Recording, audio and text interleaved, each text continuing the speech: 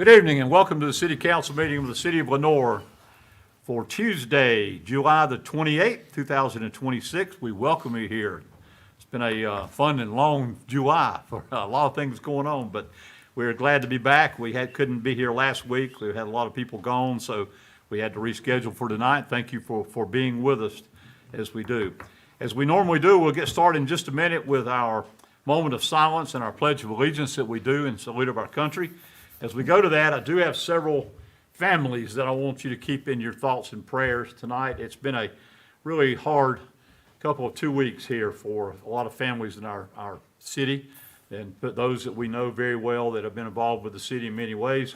First, I want to mention the daughter of our former council member Ron Stillwell, the late Ron Stillwell, and Cecilia Stillwell, Emily Stillwell Warren.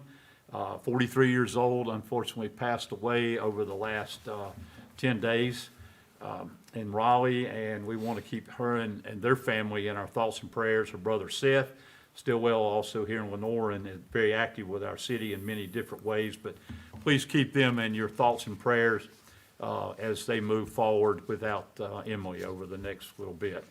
Also, the John Blair, who is a member our boards and very active in our city, also a fine family. They lost two members in the same week. John's younger brother, Christopher Blair, passed away early last week. It was some complications of some things that happened really sudden. And then his mother, during the same week, passed away as well. And we have really had the Blair family in our thoughts and prayers as they have had to deal with that too, like that. It's so hard. But Chris and Kay, his mom, passed away later on in the week. I know that I'm sure it was a lot of heartbroken from losing Chris and other things. But we want to keep John's family. Ed Blair, former city attorney, is their John's uncle and brother-in-law to Kay. So we want to keep the Blair family, please, in your thoughts and prayers. And also Jerry Church, our manager in Granite Falls, good friend. The mother passed away also this past week. Mrs. Church, Rose Church, was 91 years old and was a fine citizen in our community for many years and well respected and loved by so many. She and her husband Dwight did a lot for this community. And then just yesterday, day before, Gary Bentley, who has been well known in this community, Lenore Building Supply, and the Bentleys have been a part of Lenore for so many years, passed away. He lost his wife, Lorraine, about a month ago, and unfortunately, Gary passed on a day or two ago. So we want to keep all these families in your thoughts and prayers, if you will, please. And also, TJ Rohr's mom has had some surgery, and we want to keep TJ and your family and your mom in our thoughts and prayers as well.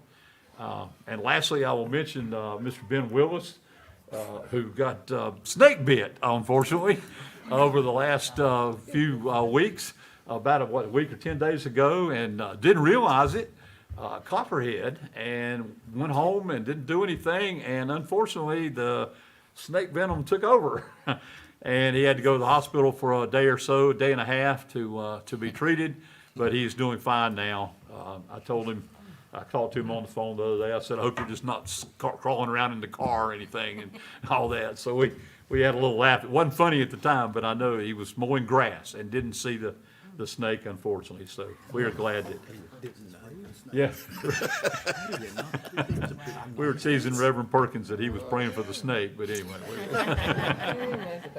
but anyway. Please keep all those in your thoughts and prayers. It's been a really hard several weeks for some families that we think a lot of in this community and will miss. So please now join me as we have our moment of silence and remain standing for our pledge.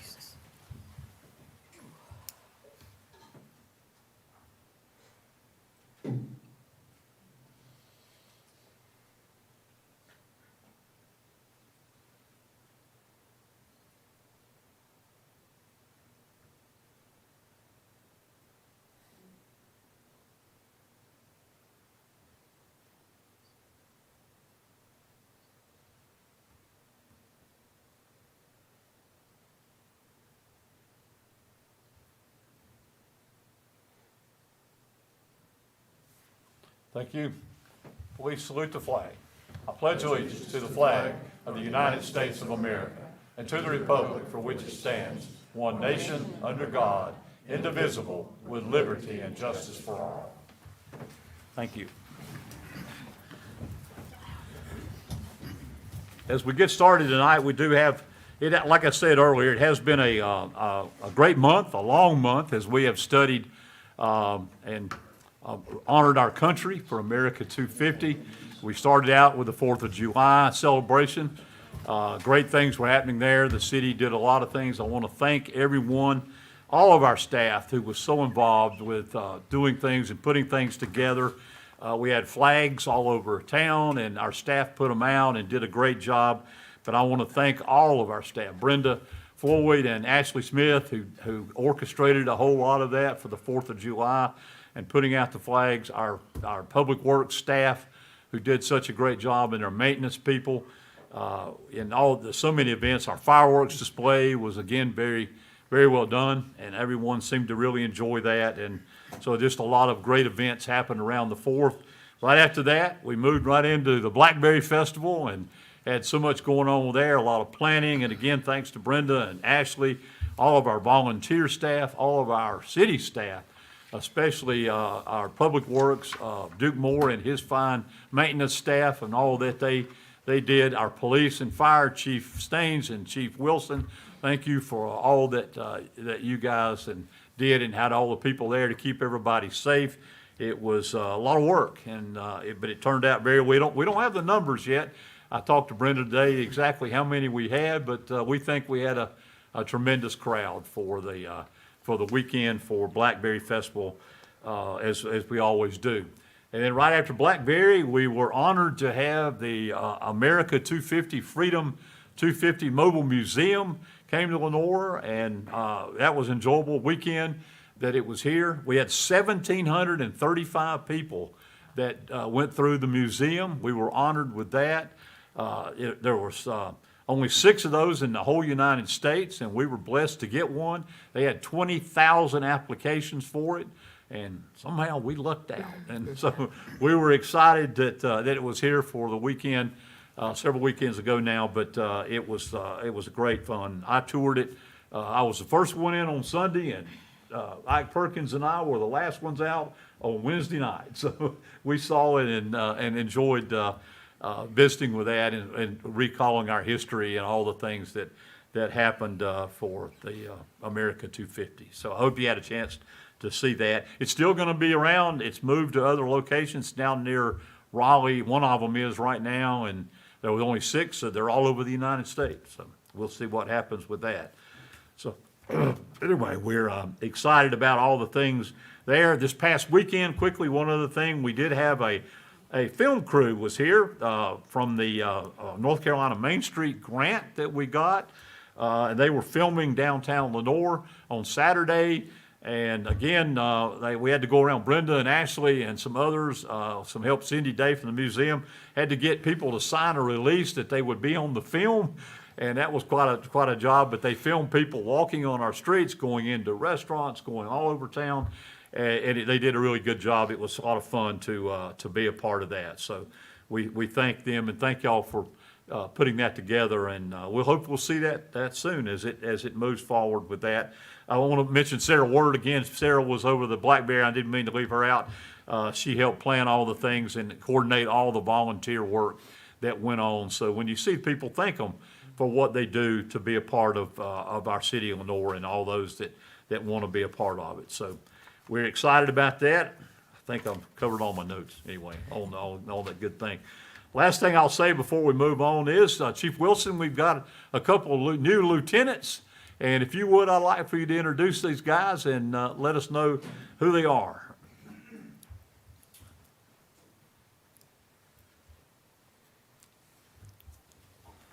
Thank you, Mr. Mayor. We're fortunate to have them with us here tonight via no plan by me, and so they happen to be in the building. So I'll ask them to come up, and that's Lieutenant Derek Brown and Lieutenant Brandon McLeod. So Lieutenant Brandon McLeod, give you a little bit background about Lieutenant McLeod. He came to the city of Lenoir and Lenoir Police Department in December of 2010. He served in the capacities of patrol officer, traffic officer, a school resource officer, patrol corporal, patrol sergeant, criminal investigation sergeant, and then was promoted to the rank of lieutenant on July 7th of 2026. He possesses an associate's degree, his advanced law enforcement certificate, his school resource officer certificate, and traffic crash investigation certificate. So he has a lot of training in his background. Lieutenant Derek Brown, he came to us in February 2012. He has a background as a patrol officer, a canine handler for several years, a patrol corporal, most recently the sergeant in our narcotics investigations unit, and now is a lieutenant on patrol. He also holds an associate's degree and his advanced law enforcement certificate. Both of these officers, lieutenants, gentlemen, friends, brothers, they do an outstanding job, not only for the police department, but for the city of Lenoir. Their tenure shows they're here, they're committed, they're loyal, and I can't speak enough about the contributions that they've given us over the time that they've been here. So promotion's well-deserved, and we're excited to see where that takes them. Good. Congratulations. Thank you, guys, for your service and willingness to keep moving up in our department. Thank you for your leadership. We do really appreciate that very much. I failed one person to mention, of course, the man who puts all our information out and takes all the pictures and is everywhere, Mr. Joshua Harris. Thank you for all that you've been doing for all these events that I just named a few minutes ago. Had you on here, but I got to go back and make sure I got that in. So thank you for that. All right, we'll move on then on our agenda to tonight. We have a very special recognition, as tonight we will honor our code compliance officer, Mr. Matt Bolick. He will be recognized for completing the certified zoning official through the North Carolina School of Government. Matt, Hannah Williams, our planning director, is coming up, and we'll let her handle that and introduce the fine family that Matt has as well. Absolutely. Thank you, Mayor. Tonight, we recognize Matt Bolick and his achievement in becoming a certified zoning official, which demonstrates his statewide competency and deep knowledge of North Carolina's development statutes. The certification reflects his hard work and dedication to this technical field. But of course, Matt is not a stranger to mastery. His 15 years as a Lenoir firefighter demonstrates that, as does his work with the Public Works Cemeteries Division. Matt has a long-standing commitment to public service in Lenoir. Matt quickly absorbs new skills. He was new to zoning and enforcement when he joined the planning department in early 2025. And just in the last 6 months, he's adapted to at least 3 major ordinance changes. He also has strong teamwork across departments, including coordination with police and fire departments. This certification reinforces what the City of Lenoir already sees daily, that Matt is committed to excellence and dedicated to continually working to improve and serve this community. So, congratulations, Matt, on your certification.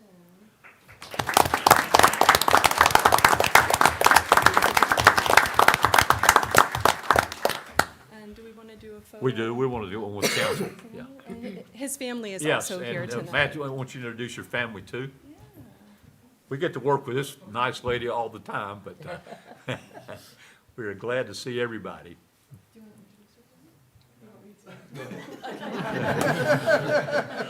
This is Matt's family. His wife, Ashley Bolick, is also in public service in our county as the Economic Development Director. And his sons, Luke right here, and Eli. Wonderful. Yeah. Very cool. Right. Why don't you get a picture of his family together, and then you want us to come down? Or we can stand up here either way. Yeah, probably be better, but yeah. Okay, we'll do this, and you guys come back this way.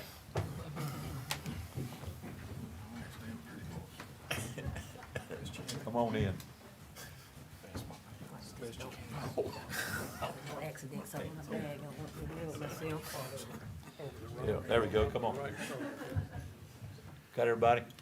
Oh, yeah, yeah. All right, look at me first, and then we'll let Francisco get it. Yeah. That's better. 1, 2, 3, cheese. 1, 2, 3, cheese.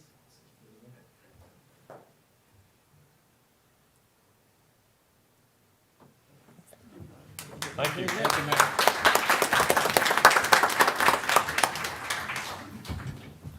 Thank you, Matt, for what you're doing, and we appreciate your service in many ways. Fireman, worked for the public utilities, or public works, and now in the planning department, so we appreciate that very much. All right, we'll move on then to matters scheduled for public hearing this evening. Our first one on here is an ordinance amendments. This is for flood damage prevention. This will be the second reading. The Emergency Management Division of the North Carolina Department of Public Safety reissued the non-coastal model flood damage prevention ordinance in March of 2026 with more details, more compliance with FEMA/National Flood Insurance Program, and stronger enforcement mechanisms. Our recommendation, the staff, is consideration of the ordinance amendments relating to Chapter 9, that's flood damage prevention, of the Lenora Code of Ordinances as submitted. I will again recognize Hannah Williams, our Director of Planning, to come up and talk about this. Sure. A few things on slides for you.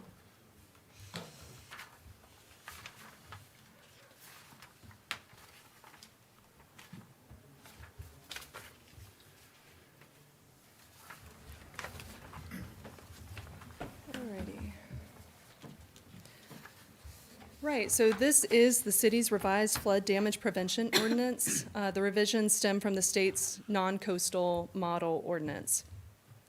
So, North Carolina Emergency Management, the floodplain branch, coordinates with the National Flood Insurance Program, the NFIP, with North Carolina's local communities. And this is just the list of why local communities regulate flood damage prevention and regulate floodplains. Protects people and property. It ensures that the insurance program and disaster assistance is available. It saves public dollars, reduces liability in lawsuits, and reduces future flood losses when things are built back flood-proof or elevated. So just a few highlights of the revisions to the model ordinance. There are a few more details on the elevation certificate criteria. It also details enforcement provisions a bit better.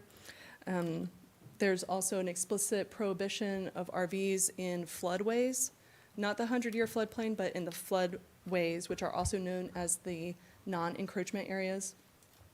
It also provides more engineering standards for structural fill.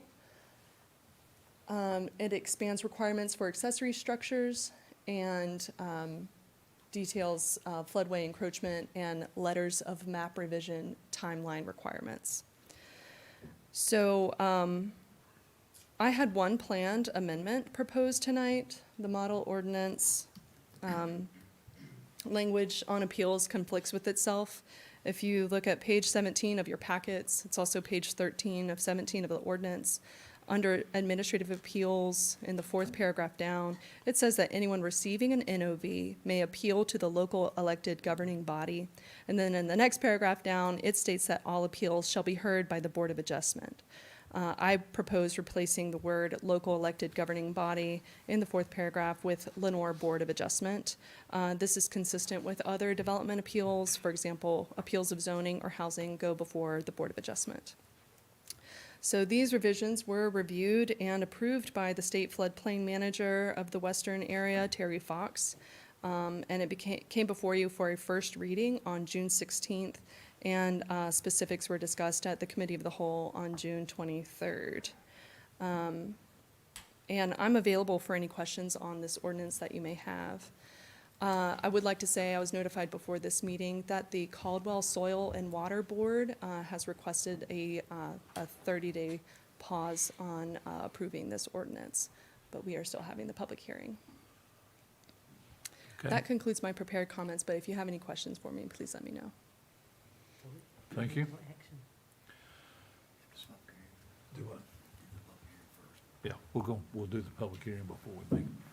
All right, is there anyone at this time, we are in the public hearing. If you would like to address the council at this time, this is the time to do so concerning this ordinance amendments concerning the flood damage prevention. All right. I don't see anyone. Okay, I will close the public hearing and turn it over to the council for, and I think the recommendation that you are making is for a 30-day extension to this, or? You want to do date certain?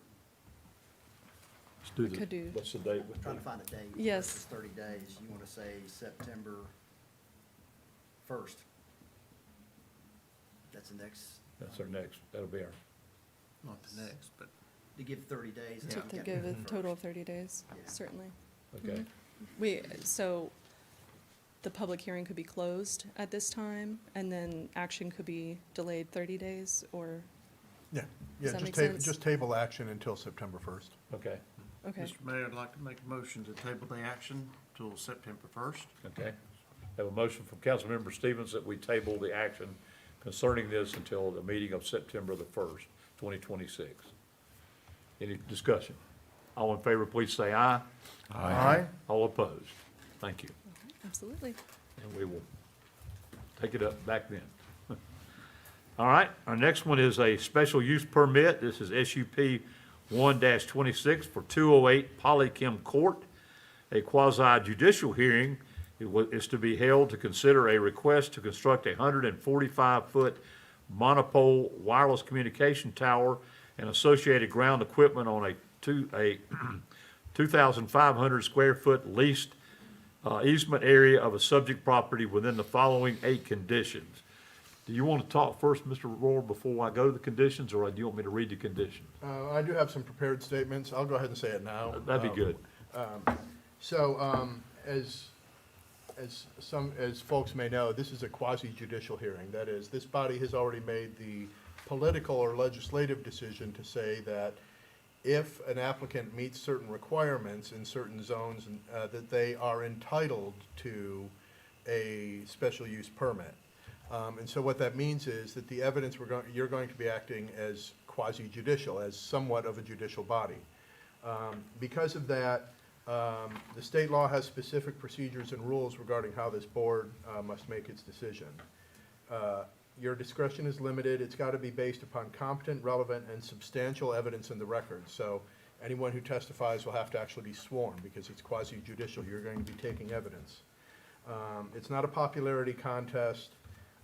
The decision is constrained by the standards and the regulation. It's not, gee, I don't want you to do this because I don't like this, or I want you to do it because I do like it. There has to be evidence that they've met certain standards and have established certain facts.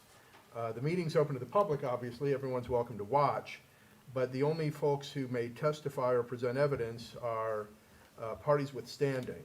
That would be limited to the applicant, the local government and staff, and individuals who can show they will suffer special damages. That's usually neighbors and those sorts of things who might either be in favor or opposed to it. Other individuals may serve as witnesses when called by the board. I don't know that they will have that. Testimony is limited to facts, not opinions. The only way you can hear an opinion on something is if someone qualifies as an expert. So it'd have to be someone who's trained in the field and can offer certain things. We've had that in issues about subdivisions, about traffic and those sorts of things. Someone can't just stand up and say, oh, this would increase traffic, or it wouldn't be a problem for traffic. There need to be someone who's actually trained in traffic studies and has examined it. Witnesses must swear or affirm that testimony, and this body has certain obligations that you have to meet. Again, because it's quasi-judicial, if you've ever gone to a court hearing, you wouldn't want the judge to have met with the opposing party or gone out to the site and looked things over, or whatever it may be, and can't have a financial interest or a close relationship with an affected person. Does anyone on this body have a financial interest in this hearing, or a close relationship with the applicant or any of the neighbors or anything like that? Okay. They also have rights that there not be any ex parte communication. Have any of you spoken to the applicant or the neighbors or anything about this?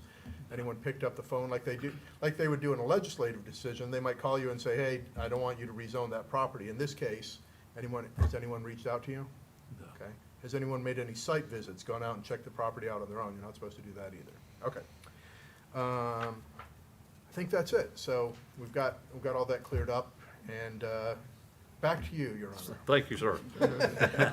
Yes, I like that's that. right, quasi judicial. I like that. Okay, as we say, this is a special use permit. There are some conditions here, which I will go over right now before we let anyone who wants to speak. Approval of this special use permit request is only valid for the development of the proposed communications tower as shown on the submitted plans.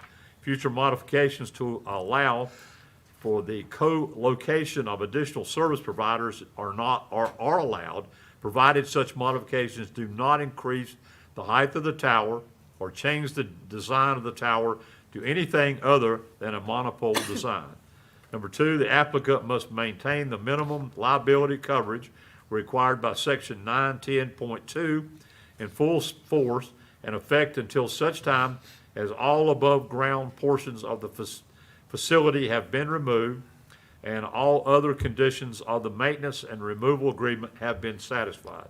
Number three, all above ground portions of the communication tower must be removed within 90 days of the cessation of operations, or the facility may be removed by the city as provided in the applicant's maintenance/removal agreement by the city. The cost of removal will be recovered from the applicant's bond or other security. Number four, the applicant shall continue the $10,000 bond or other security until such time as the facility has been removed and all other requirements of its maintenance/removal agreement have been satisfied. No advertising logo is permitted on the tower.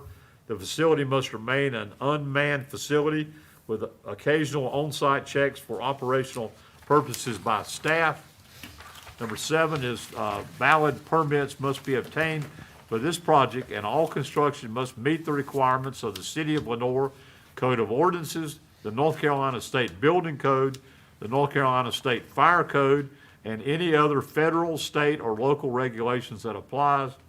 And number eight, if a building permit has not been issued within 24 months of the adoption of the special use permit, the approval shall be considered null and void. Those are the conditions tied to it. So as we say, we're still in the public hearing. If there's anyone who would like to address the council at this time, this is the time to do so. Please come forward and be sworn in. And this is Matt Duchenne, our city planner, and you have to be sworn. I'm sorry, I'll have to go get I put the bottle on the. If there's anybody else that is planning to speak, if you want to come down, we can swear you in as we're doing this, and then that'll save us a little bit of time. Yeah, come on up.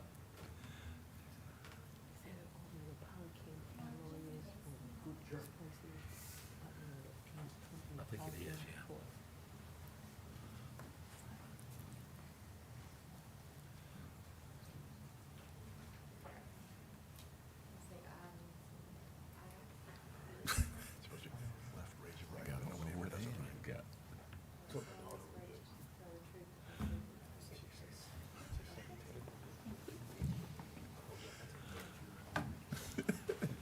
Okay, Matt. All right.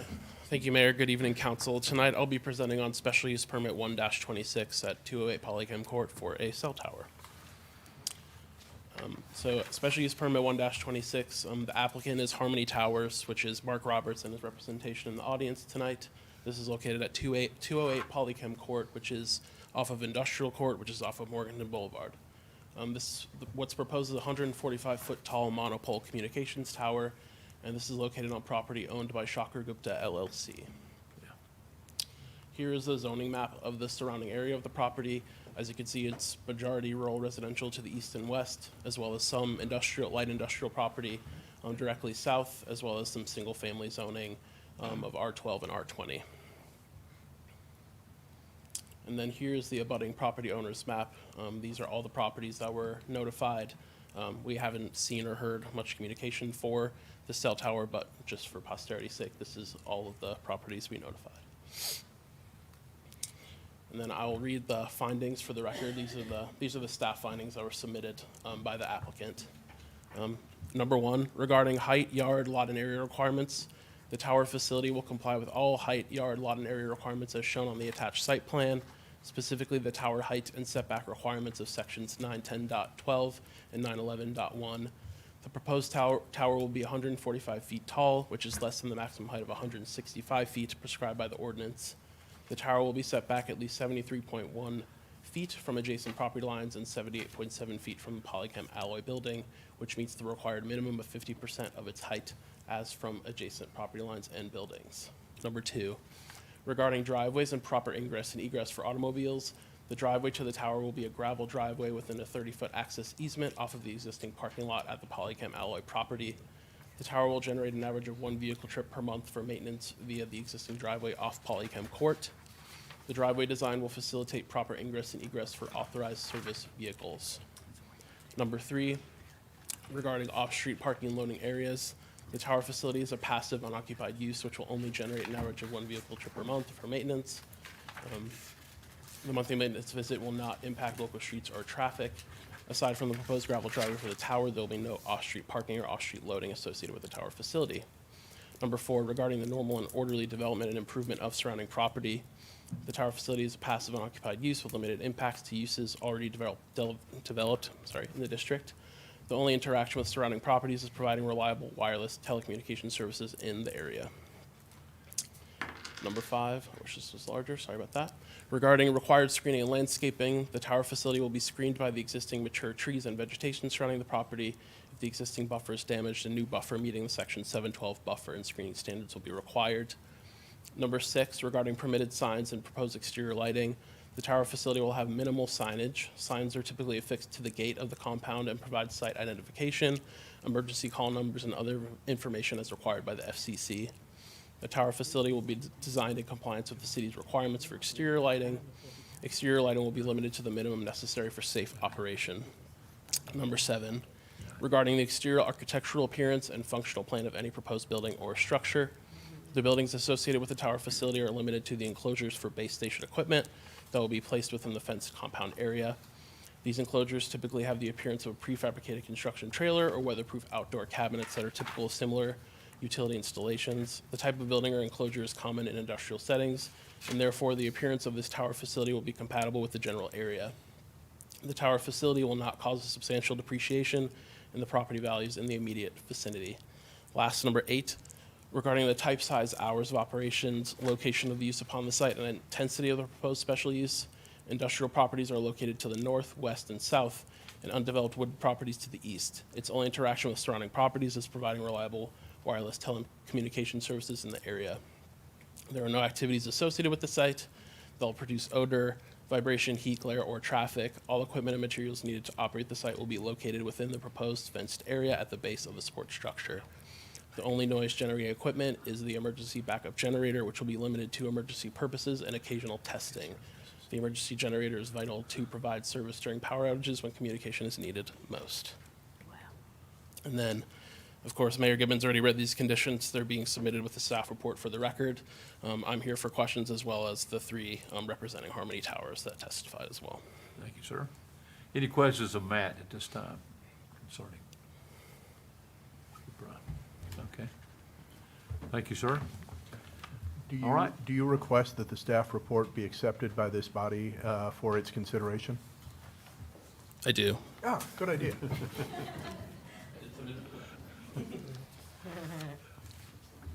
All right. That'll be included into the vote or whatever. Thank you. All right. Who would like to address next? We've already sworn you in. Just give us your name and address for our records, please. Thank you. My name's Amy Schaefer. I'm a North Carolina attorney representing Harmony Towers. I also have with me tonight Mark Roberts, a representative of Harmony and the applicant, and Mr. Cal Morgan, a certified North Carolina real estate appraiser. Okay. And Mr. G. Champs, I actually have to make a note to myself to say exactly what you said at the end. So I would like to also ask, before I forget, that the application, narrative, appraisal report, site plan, and all other documents provided become part of the record, please. Okay, thank you. Thank you. With that, I would like to thank staff for working with us. This project went through a review by staff as well as the planning board, who recommended approval. I have a presentation I am happy to share, but it basically says everything that staff already reported. So I am at the will of the council as well as our experts here if you have any specific questions for them. We want to give you all the information you need, but I don't want to take up more time than is required. Thank you for that. Any questions, council, of anyone here concerned? Okay, Thank you. I would like to note, on staff's report, condition 2, they said that the driveway is going to be gravel. At the request of the property owner requested that we pave that, and if there are no objections from staff when it goes through site plan review, we would just be asking to be allowed to pave that at the property owner's request. okay. I think that would be permissible. Yeah, thank you. Thank you very much. Thank you.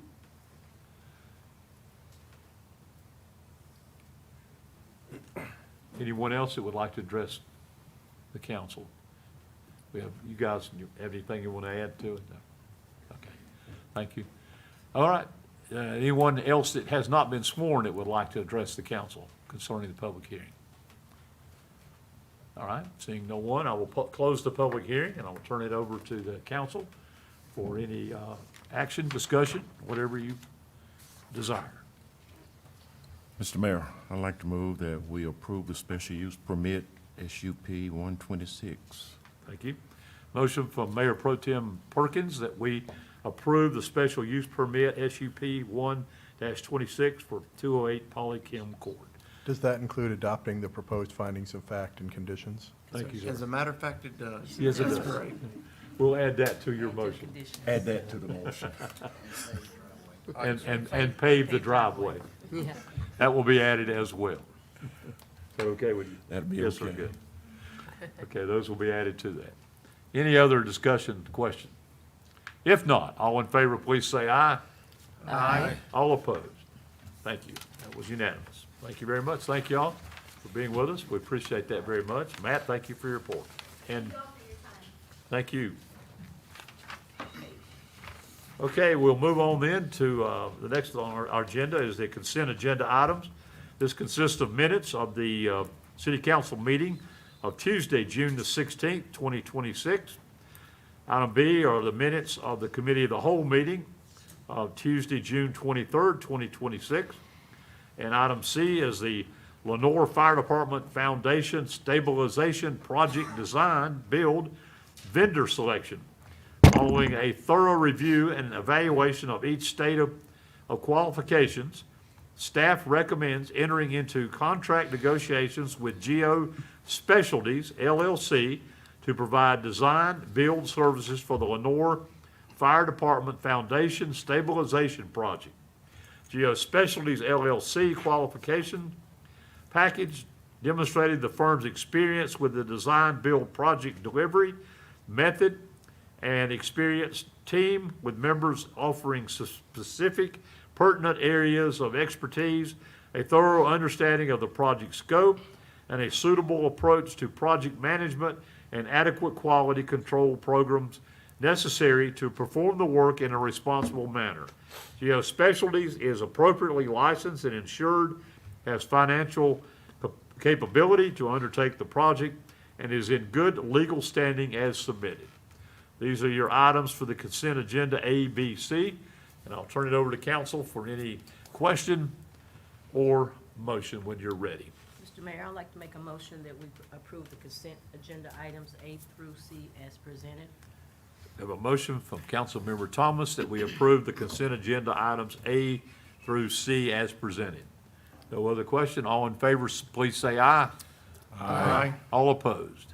Thank you very much. It's unanimous.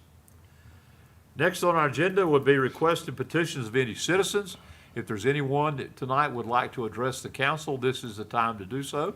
Please come forward and give us your name and address or whatever, and we'd be glad to hear what you have to say. And I see no one rushing the council, so Don't say that. I think we're Or okay. no. This room sometimes brings that out. in Yeah, people. anyway, anything can happen. Okay, well, thank you for that. Well, since we see no one, we'll move on then. We do not have reports and boards of commissions this evening, so we'll move on to the report and recommendations of the city manager, Mr. Hildebrand. Mayor, council, tonight you have 3 items of information. First of all, your August calendar is in your packet, listing all the various committee meetings that are coming up during the next month. I would also note that 52nd Annual Harambe Festival is going to be held the week of August 8th through the 14th, and all those events are shown on our website. There's a flyer out there right now. They got something every day, and I encourage folks to attend those events. And then I know also, I think that Friday, August 7th, there's a tomato blast at the community garden. I think it's going to go back, celebrate Lenore Service League and also Caldwell Memorial Hospital Foundation. So I encourage folks to go out there. I think that Kay and Patrick Crouch will be out there with live music and variety of demonstrations, and it's going to be held Friday, August 7th from 6 to 7:30 p.m. Encourage folks to attend that as well. That's not throwing tomatoes, that's a blast. Yeah. It depends if you show up or not. It may be a little Might bit more than that, but, that's all for information. You have one item for information this evening, and I think Mr. Presswood wants to. Yes, I would like to recuse myself from a vote on this next item since I am a resident of Wexford Village. Okay, Mr. Mayor, I'd like to go ahead. grant that. I'd like to make a motion. Correct. Okay. Motion from Councilmember Stevens that we allowed Mr. Presswood to be removed, recused. I don't know if you have We the don't have power to to do leave, that. just recused. All in favor, please say aye. Aye. All opposed. Thank you. Okay. Mayor, Council, we received a request from the Homeowners Association of Wexford Village. Wexford Village was developed in 1999, and they dedicated the streets to the city at that time. However, the guardhouse, which is located in that, plat they submitted to us, is located right in the center of the street. And so they're trying to go back and clean up that property because right now they can't get insurance for that structure. And they want to go back and insure that, also to maintain the structure. And so, working with Joe Delk IV, he's developed a variety of documents for you to consider tonight. One's a quitclaim deed, and the other is a release of easement from the city to Wexford Village. And the conditions of that, we'd release the city public street easement over the guardhouse project, which you have a plat of that in your packet. We'd quitclaim any right, title, interest that the city may have in that parcel. But we'd also reserve for the city any appropriate utility easements we have for water, sanitary sewer, stormwater, electric, street lighting, telephone, et cetera, for that. So you have all those documents in your packet. I know the city attorney's been involved in that as well. And if you have anything to add, but I think you authorized me to go back and execute those documents if you so see fit. Anything you want to add? David Lackey checked that out, so you know it was done correctly.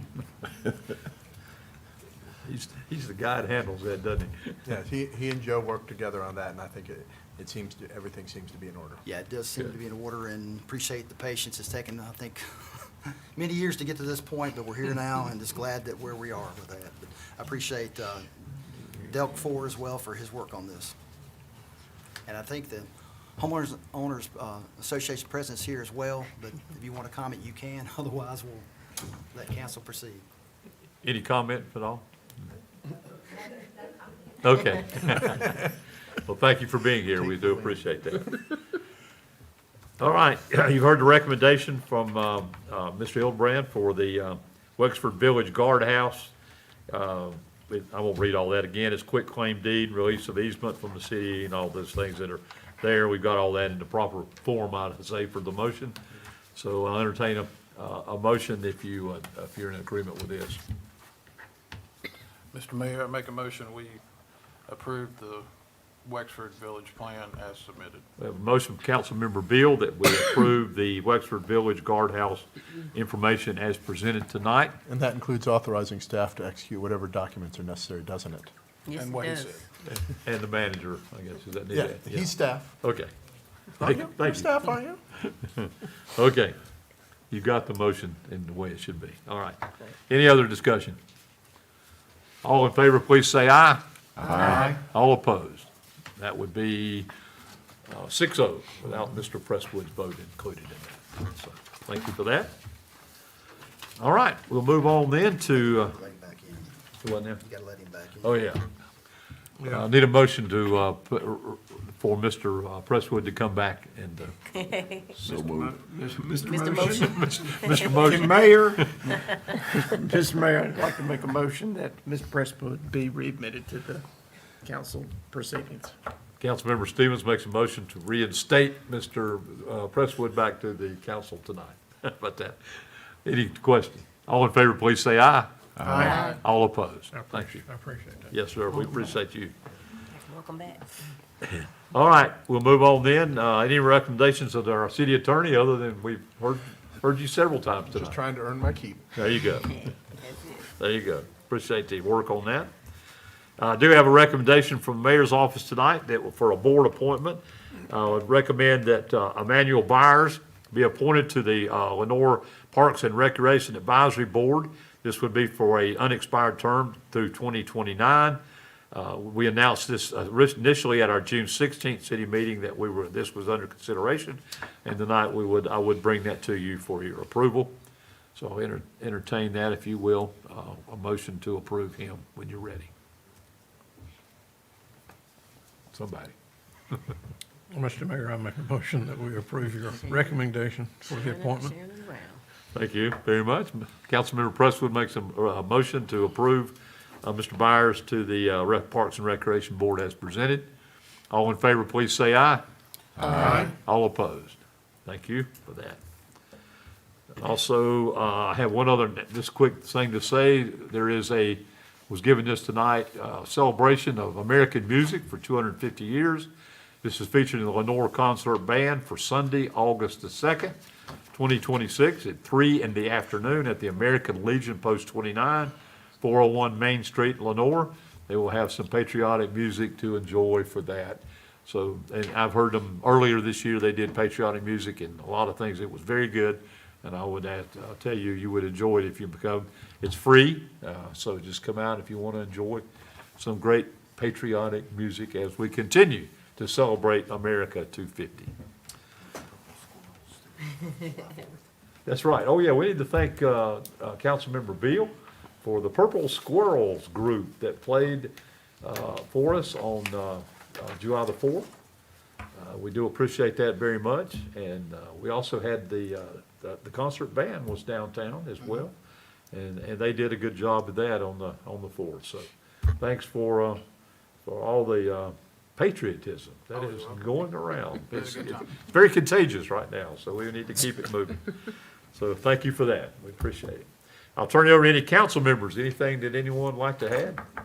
I would recommend, please attend the Harambe events. They are always very good. A lot of things. There's some game night one night. They kick it off with picnics and all kind of things on the weekend. There's a recognition banquet. There is a senior night banquet on that, and a lot of good events. The Harambe is the oldest festival in Caldwell County, and it's 50. Would we say 52nd? 57. 50. So that's you'll enjoy it if you take some time to come out and be a part of that. So, nothing else to come before us tonight at all. We stand adjourned.